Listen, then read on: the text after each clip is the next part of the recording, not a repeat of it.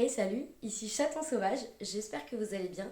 Alors aujourd'hui on va parler d'un sujet qui me tient à cœur et qui touche la communauté LGBTQIA+. Il s'agit du coming out. J'en avais fait un article sur mon blog Échalote en 2021 et cet article, si vous voulez le lire, parce que mon blog n'existe plus, vous pouvez le retrouver dans les stories à la une sur mon compte Instagram. Le lien sera dans la barre d'infos. Et du coup, j'ai décidé de retranscrire cet article sous format vidéo. C'est un peu mon but au long terme d'avoir presque tous mes articles sous format vidéo. Du coup, c'est parti, on va commencer. Alors, premièrement, l'expression coming out pourrait se résumer par sortir du placard. En fait, faire son coming out, c'est annoncer son orientation sexuelle, orientation romantique ou par exemple son identité de genre. Dans cette vidéo, je vais aborder plusieurs points et le premier qui me semble très important, c'est que le coming out n'est pas obligatoire. Vous n'êtes pas dans l'obligation d'annoncer quoi que ce soit à vos proches, à votre famille. Vous gardez ça pour vous si vous en avez envie ou à l'inverse, si vous avez envie d'en parler, vous en parlez, mais ce n'est pas une obligation. Voilà, on n'est pas obligé de dire je suis lesbienne, je suis bisexuelle, etc. etc. C'est pas du tout une obligation, c'est à vous de décider quand est-ce que vous avez envie de le faire. Un autre point aussi, et ça je l'ai découvert entre guillemets il n'y a pas très très longtemps, c'est qu'en fait il n'y a pas un seul coming out. Souvent quand on est dans la communauté LGBT, on se pose un peu la question de alors toi ton coming out ça s'est passé comment?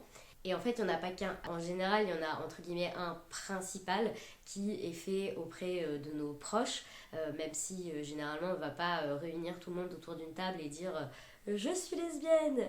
Ça va plutôt se faire petit à petit. Donc déjà de base, il y a plusieurs coming out, mais il peut y en avoir aussi tout au long de notre vie et dans plein de situations différentes. Ça peut être au travail, dans le milieu médical, si vous rencontrez des gens, si vous faites de nouveaux ou nouvelles amies, dans vos activités, les loisirs, etc. Un coming out peut être fait à ce moment-là parce que c'est vrai que les gens ont tendance à penser que tout le monde est hétéro et du coup à vous dire si vous êtes une femme, alors t'as un mec ou si vous êtes un homme, alors t'as une nana dans ta vie.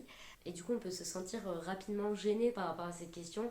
Un autre point super important qu'il ne faut pas faire, c'est de outer une personne. Donc, c'est-à-dire faire son coming out à sa place sans son consentement.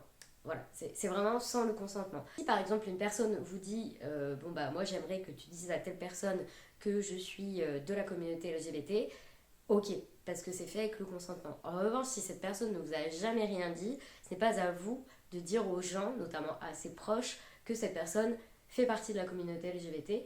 Parce que c'est super dangereux de faire ça en fait. C'est vraiment super dangereux, surtout si la personne vit par exemple encore chez ses parents ou si elle dépend de certaines personnes pour vivre, pour faire des choses au quotidien.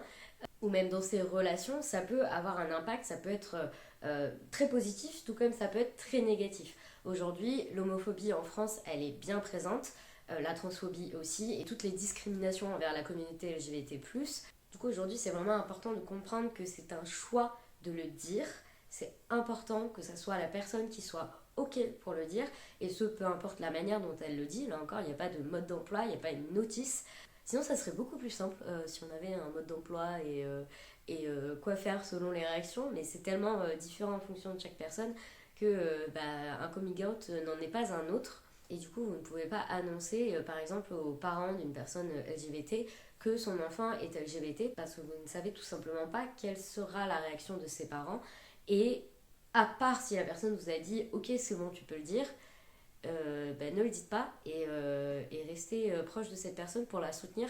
Alors au niveau de la représentation des personnes LGBTQIA+, ça commence à s'ouvrir, ça commence à se développer. Ça fait quelques années voilà, qu'on a accès à des films, à des séries, à même des publicités, des clips musicaux où justement on a une représentation où ça fait plaisir parce que clairement quand tu grandis, que tu te poses des questions et que finalement t'as pas de représentation ni dans ton entourage ni dans les choses que tu regardes, que ce soit des films, des séries, etc., tu te poses un peu la question de est-ce que je suis normale? Est-ce que ce que je ressens c'est ok? Ou est-ce qu'au contraire c'est interdit? Donc pour ça, la représentation c'est super important. Et non, ça ne va pas développer l'homosexualité chez les enfants. Ils vont pas se dire du jour au lendemain tiens, j'ai décidé moi d'être gay parce que l'on soit hétéro, gay, bi, trans, etc., etc., ce n'est pas un choix. C'est pas on se réveille pas un matin en se disant yes, moi je vais faire ça, aujourd'hui je suis lesbienne les gars. Non, c'est pas des choix. Donc en fait, les représentations ne vont pas nous transformer, mais vont juste nous montrer que c'est possible, ça existe. Peut-être que ça nous concerne, peut-être que ça ne nous concerne pas, peut-être que ça va concerner nos proches, donc ça peut être des amis, des frères et sœurs, des cousins, des cousines, des neveux, nièces, etc.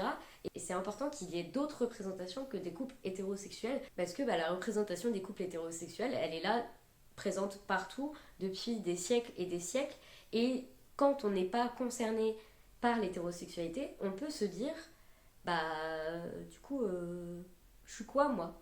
Et donc rendre la Reine des Neiges lesbienne ne fera pas de votre enfant un enfant gay, pas du tout. Si votre enfant découvre qu'il est gay en regardant la Reine des Neiges lesbienne, par exemple, c'est pas qu'il l'a décidé, c'est qu'il était déjà comme ça, il est né comme ça, il l'a pas choisi, et du coup il va juste se dire, oh, c'est possible du coup, moi aussi je peux. Donc voilà, c'est ça qui est important. D'ailleurs, j'aimerais beaucoup que Elsa de la Reine des Neiges soit gay. J'ai lu quelques rumeurs comme quoi ça serait le cas.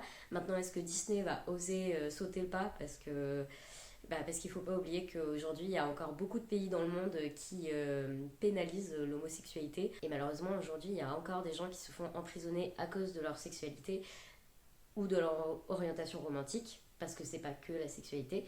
Et il y a même certains pays qui appliquent la peine de mort. Donc voilà, j'espère vraiment que Disney osera le faire, que ça sera affiché, quitte à avoir un boycott de la part de plein de pays. Mais au moins, je pense qu'ils feront avancer la cause parce que c'est quand même super important aujourd'hui en 2024 que ça avance. Voilà, j'espère que ça évoluera de ce côté-là. Mais du coup, c'est super important d'avoir des représentations, tout comme c'était important d'avoir des représentations de personnes racisées, de personnes avec des handicaps, qui ne sont pas dans la catégorie homme blanc cisgenre, femme blanche cisgenre, hétéro les deux, et qui finissent ensemble, tel Cendrillon et son prince. Même si l'histoire est mignonne, ça ne concerne pas tout le monde et c'est important aujourd'hui d'avoir de la diversité.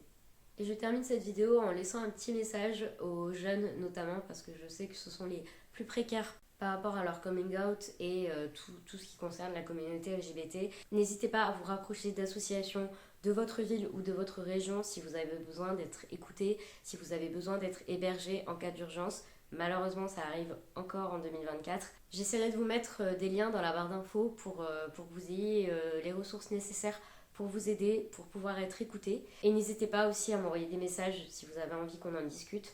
Ça peut toujours être bien d'échanger par rapport à ça. Et par rapport au sujet autour de la communauté LGBTQIA+, je prévois de faire d'autres vidéos, notamment une sur mon parcours, entre guillemets. J'aimerais bien prendre le temps d'en parler dans une vidéo. J'aimerais également, je sais pas quand est-ce que ça se fera, mais j'aimerais bien recueillir des témoignages de coming out pour pouvoir ensuite les partager en vidéo si ça vous intéresse. Et si vous êtes d'accord, bien évidemment. Voilà, sur ce, c'est la fin de cette vidéo. J'espère qu'elle vous a plu. J'espère qu'elle vous a été utile si vous ne faites pas partie de la communauté LGBT. Sachez d'ailleurs que vous pouvez être ce qu'on appelle des alliés, c'est-à-dire des personnes qui nous aident dans la lutte contre les discriminations envers la communauté LGBT+. Donc merci à vous si vous êtes des alliés. C'est super important d'avoir plein de personnes avec nous. Plus on sera nombreux et nombreuses et plus nos droits avanceront. Même si la situation, par exemple, en France évolue par rapport aux droits, je pense notamment à la PMA qui a été votée il y a 2 ans, je crois, sachez qu'on est encore loin du compte, que tous nos droits ne sont pas acquis et qu'il faut continuer à se battre et à militer pour que nos droits puissent avancer. Voilà, sur ce, c'est la fin de cette vidéo. J'espère qu'elle vous a plu. Je vous retrouve la semaine prochaine pour une nouvelle vidéo. C'était Chaton Sauvage.